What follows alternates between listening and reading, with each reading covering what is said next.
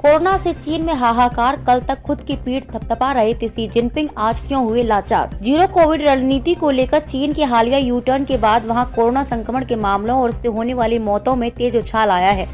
वैसे तो चीन ने सोमवार को कई हफ्तों के बाद कोरोना से पहली मौत की पुष्टि की थी, लेकिन उसके आंकड़े संदेह के घेरे में हैं। पाबंदियों के हटने के बाद कोविड से मौत के आंकड़ों को चीन बहुत कम करके दिखा रहा है। उसे अपनी कोविड स्ट्रेटेजी को अपने ही लोगों की तरफ से नवंबर में हुए जबरदस्त विरोध प्रदर्शन के बाद बदलनी पड़ी। लोग लंबे समय से लागू सख्त लॉकडाउन के खिलाफ सड़कों पर उतर गए। अब चीन का यू टर्न 2022 की सबसे महत्वपूर्ण घटनाओं में हो सकती है।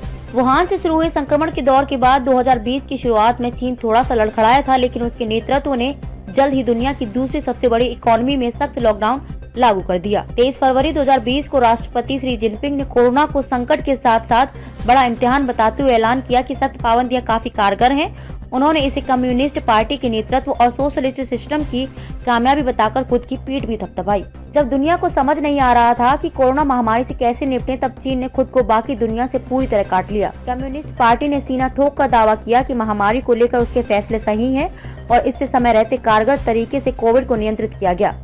उन्होंने वुहान से लॉकडाउन हटा दिया और अमीर देशों के उलट कोरोना से करा रहे विकासशील देशों को कोरोना से निपटने में मदद करना शुरू कर दिया।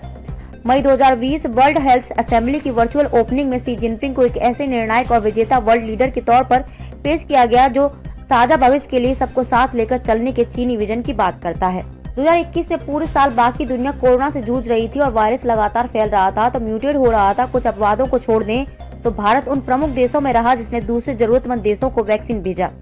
ज्यादातर देशों ने दूसरे देशों की मदद के बजाय वैक्सीन को अपने लोगों के लिए रखा। एक आकलन के मुताबिक 2021 में कोरोना से 35 लाख लोगों की मौत हुई, लेकिन चीन दावा करता रहा कि उसके यहाँ कोरोना से एक भी मौत नहीं हुई और उसके लोग बिना मास्क के स्वतंत्र होकर घूम रहे हैं।